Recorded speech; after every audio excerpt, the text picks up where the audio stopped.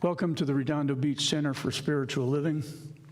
Personal greeting to all those in attendance and all those who are watching afar on YouTube.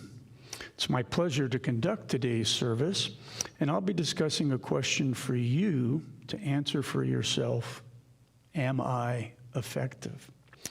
Before I jump into the details, I'd like to center ourselves and do an opening prayer using the words and wisdom from Dr. Frank Richelieu, former senior minister here for over 30 years. Please close your eyes, relax into your seat, and let the day's busyness fade away as you join me in consciousness, knowing that there is only one presence, one intelligence, one universal mind, one creator of all, God. I feel the universal indwelling presence within. The power of God is infinite love, perfect joy, peace, and harmony. It is the life-giving of the Creator to all of its creation. I acknowledge God, all good, all knowing, all loving, and find great joy in it awareness that I am part of this pure light, love, and truth. It is in me, through me, as me.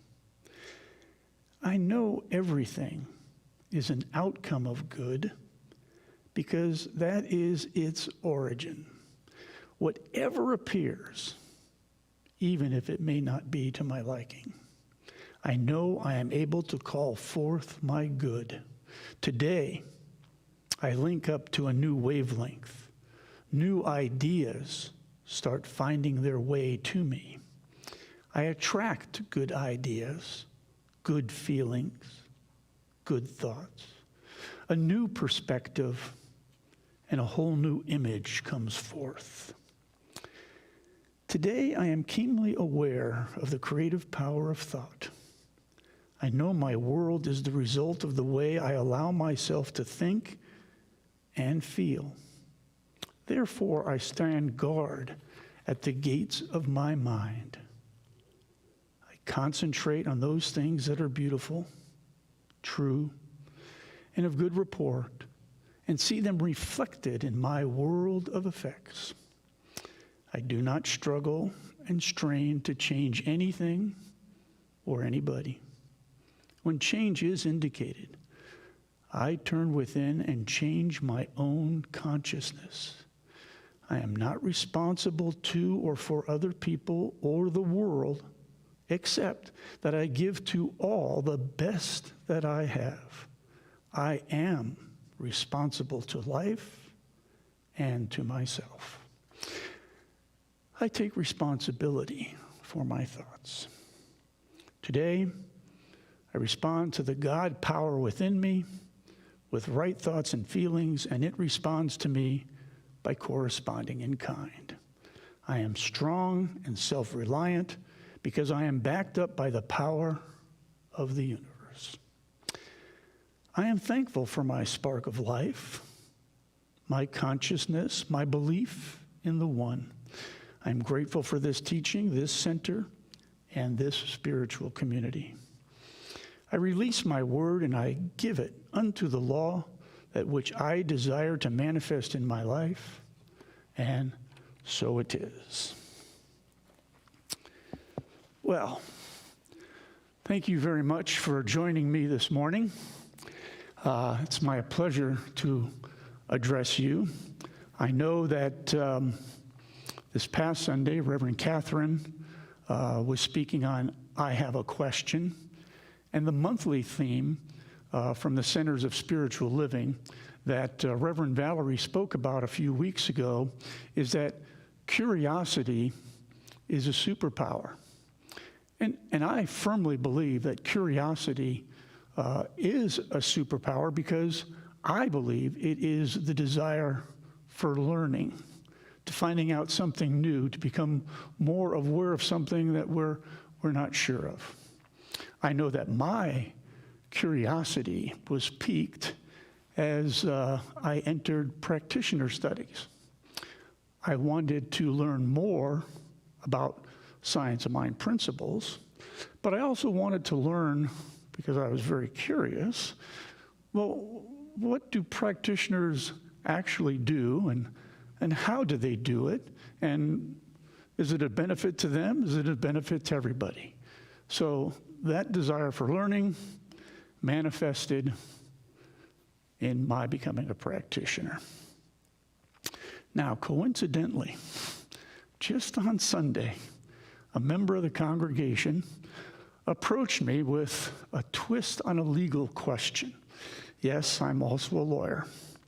And she said, well, how can you be a practitioner of science of mind and at the same time be a lawyer who is involved in litigation and fighting to the end and take no prisoners?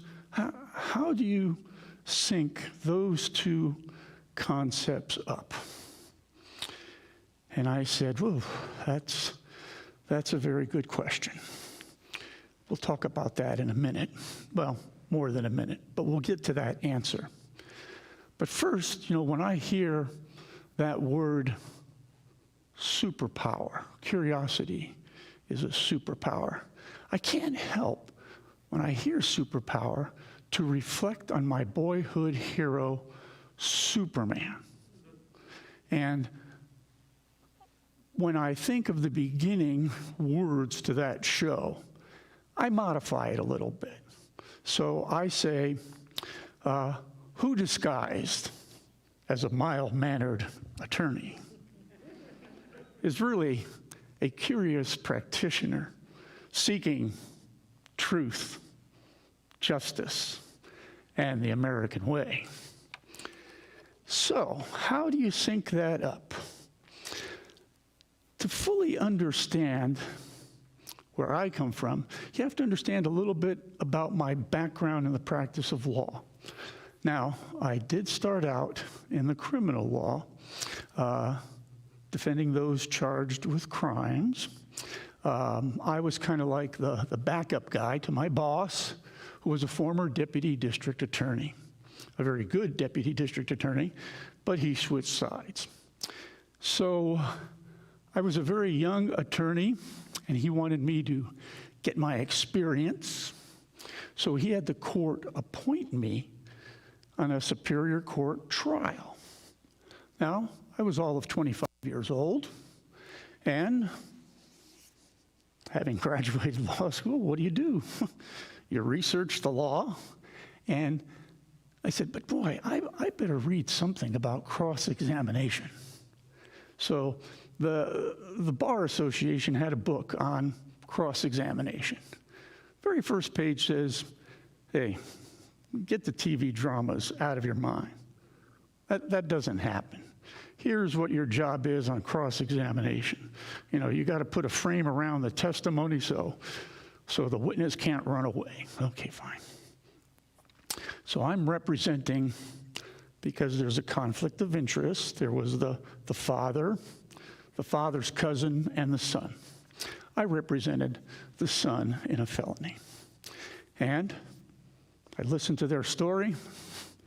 I believe they had a dead bang winner in my youthful knowledge of the law.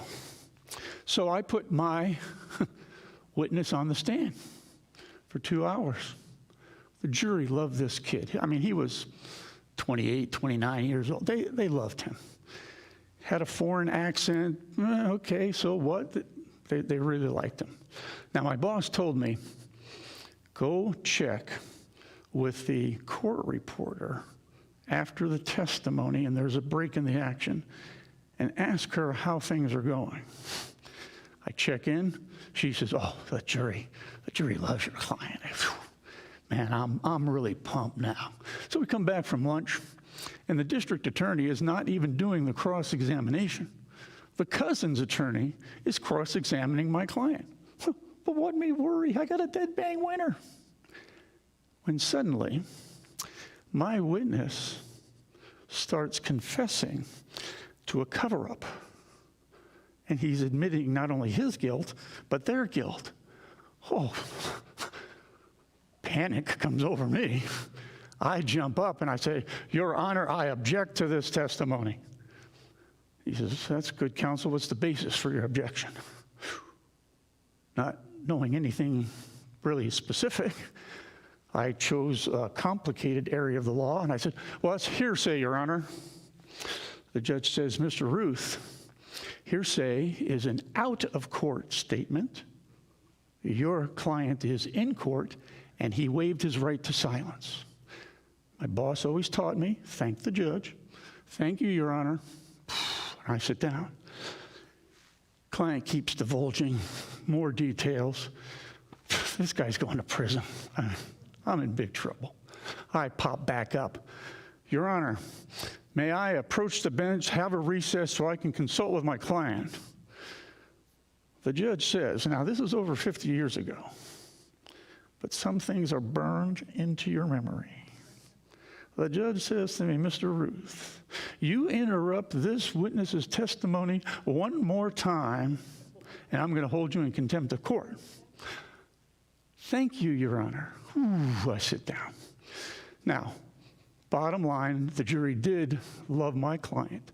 They wrote a letter to the judge recommending leniency, and he only got 30 days in county jail, and he did not get deported. So, end result. However, my enthusiasm for the criminal law waned. I wasn't so excited anymore to really get in front of that jury, especially when those type of surprises can happen. So my career then took a path where my boss decided to get into discotheques. I said, well, I love that. I now get to deal with employment law. I get to write contracts. I get to look at insurance. I get to look at liquor law liability. I was like an in-house attorney, and I like that. I left him after a few years, and I went on to a national wholesaler for pharmaceuticals. Stayed there for a couple of years, and then went to the Caterpillar dealer as their general counsel, their only in-house attorney, and I stayed there for 20 years. After about 7 years, they wanted me to become the director of human resources, in addition to being the general counsel. I knew a little bit about employment law, nothing about personnel, but I hired a professional. However, part of those duties was training. I got trained by Caterpillar in their program called Keeping Customers First. We also had to train management in leadership, management style, everything else. I also did some discussions of sexual harassment and how to avoid it. And no, I did not use any of the secretaries as demonstration.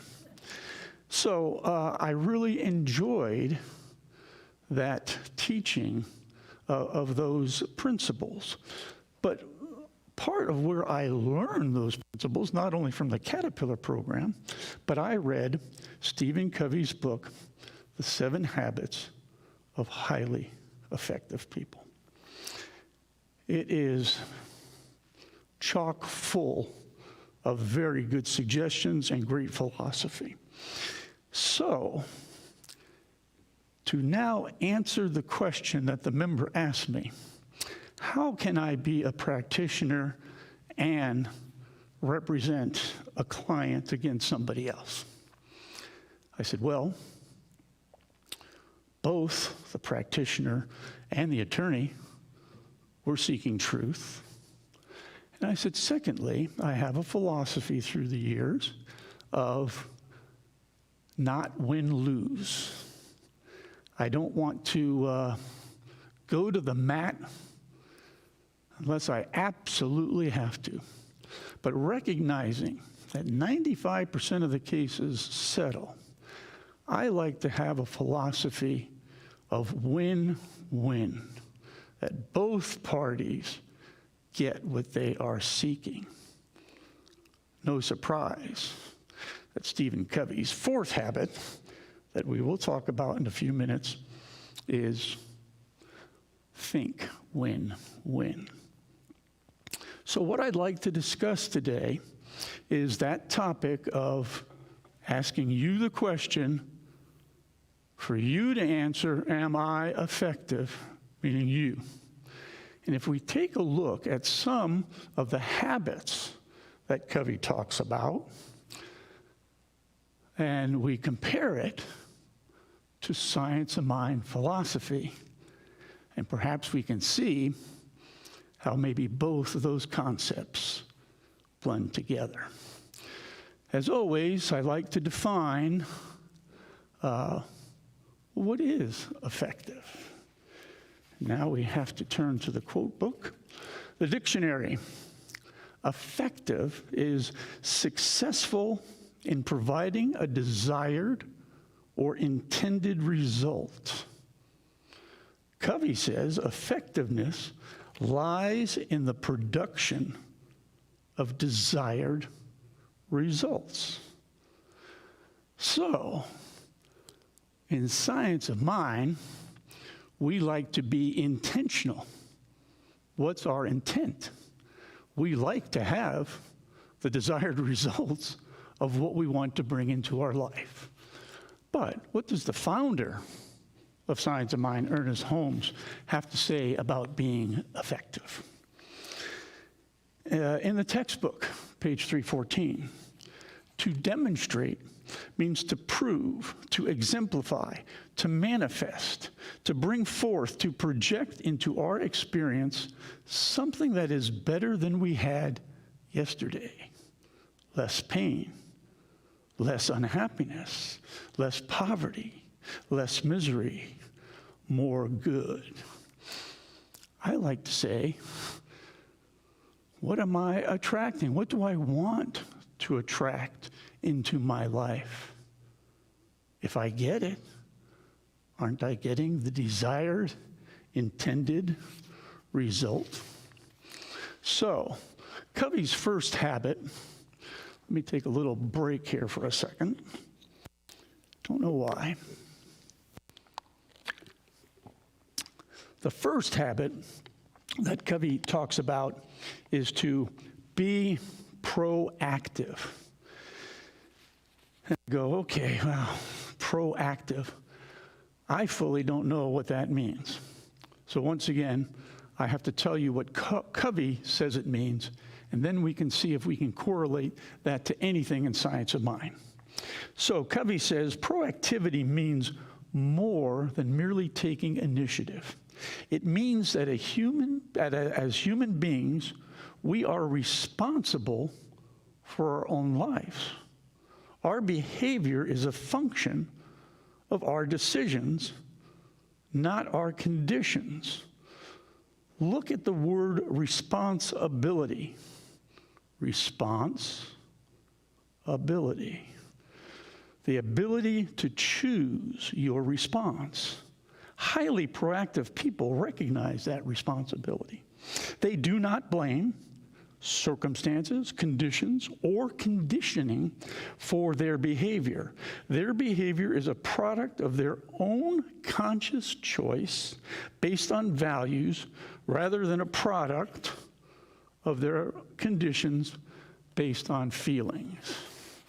Well, to me, reading the first part of that, I thought I was reading Science of Mind when he talks about being responsible is a function of our decisions, not the outside conditions. So, Ernest Holmes, he has a definition of proactivity, and he doesn't call it that, but it's you're taking that responsibility for your thoughts.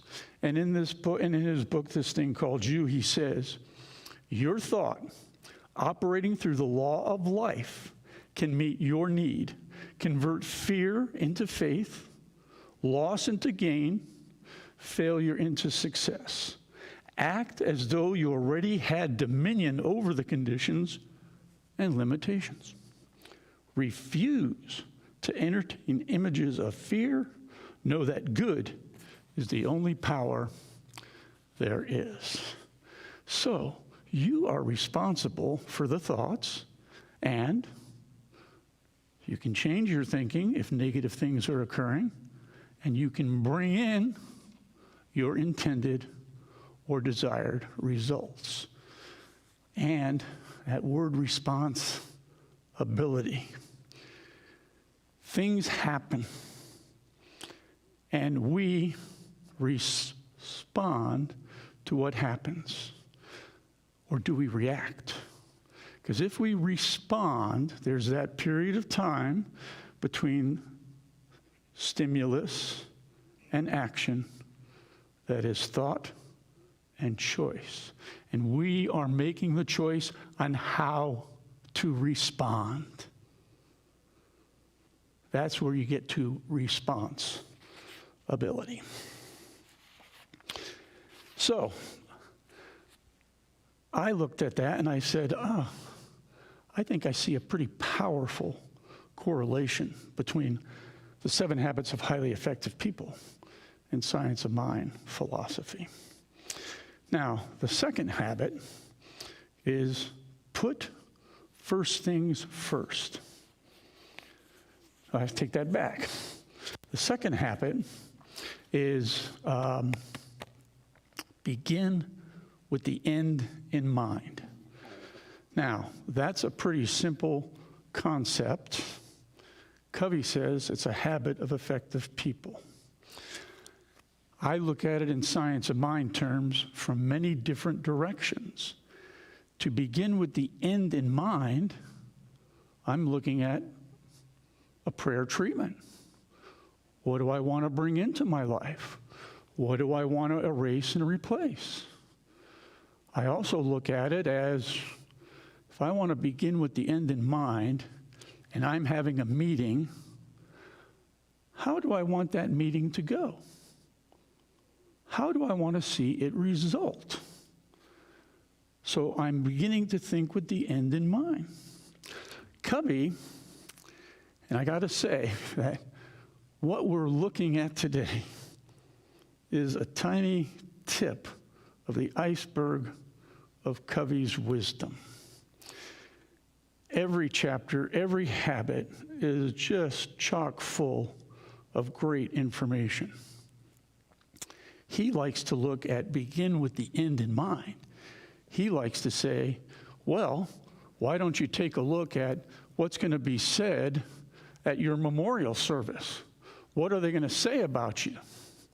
Are they going to talk about your principles and your behavior, or the fact that you had to vacuum 3 times a day? What do you want them to say about you? Begin with the end in mind.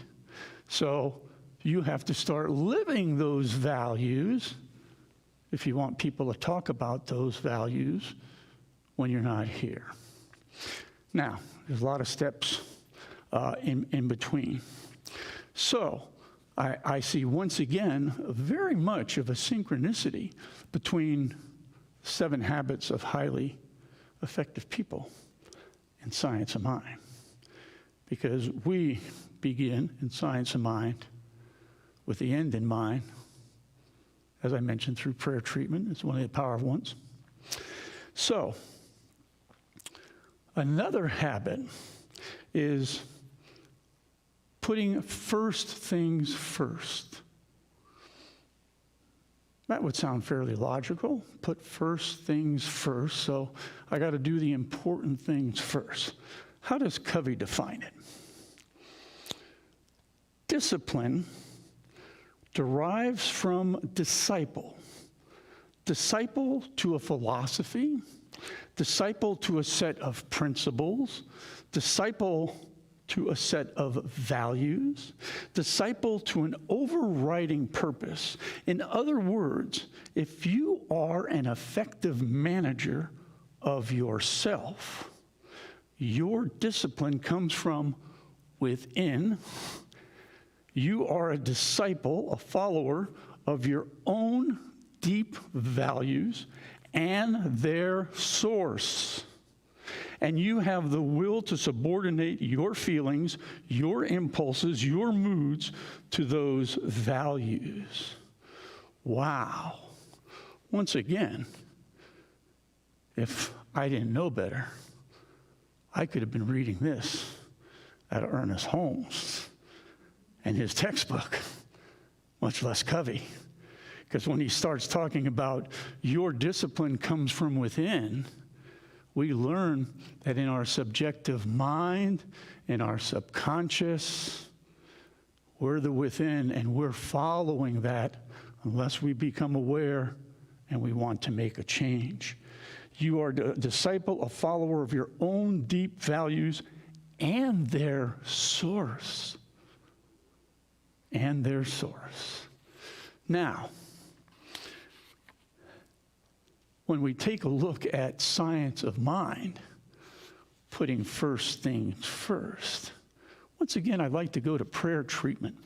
And prayer treatment, it starts first with identification. There's one power, one presence, one source, one creator, one God.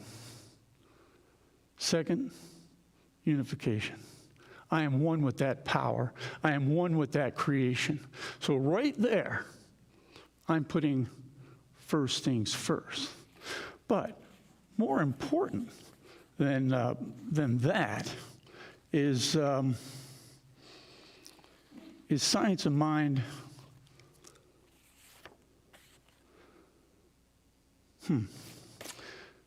Science of mind says,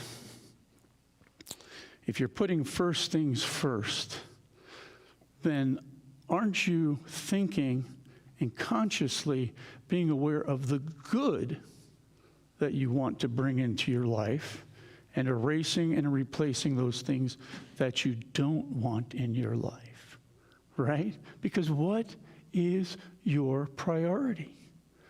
Is your priority, do you get a benefit out of continually telling your negative story of what's wrong? Or are you thinking putting first things first? Putting the good and what you want in your life first. Okay, so another habit of Covey is to think win-win.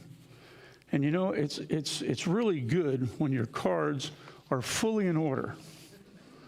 You know, because then things flow nice and smoothly. But when they're not in order, you got to wing it a little bit. But now I'm back. What does Covey say about win-win? That's the fourth habit. Win-win is a frame of mind and heart that constantly seeks mutual benefit in all human interactions. Win-win means that agreements or solutions are mutually beneficial, mutually satisfying. Win-win sees life as a cooperative, not a competitive arena. It's not win-lose. Since win-lose is based on power and position rather than principle, win-win is based on the paradigm that there is plenty for everybody, that one person's success is not achieved at the expense or exclusion of success of others. Once again, I could have been reading this out of Ernest Holmes. The paradigm is that there is plenty for everyone. Don't we believe that in science of mind? There's an abundance and a prosperity. It's our consciousness and being aware of that that is important. But Holmes, too, thinks in terms of win-win.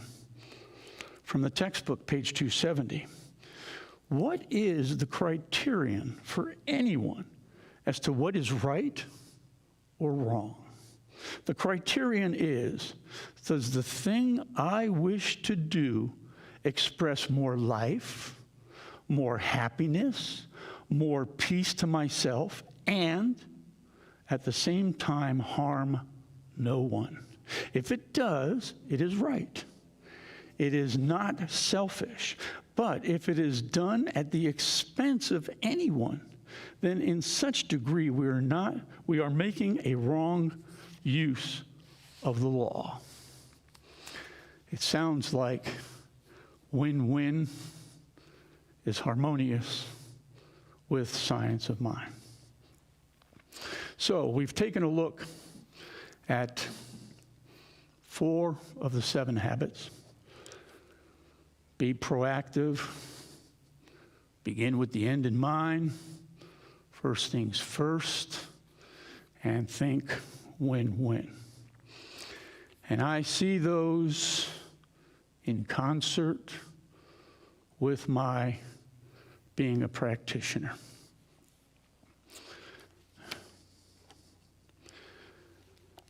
I know that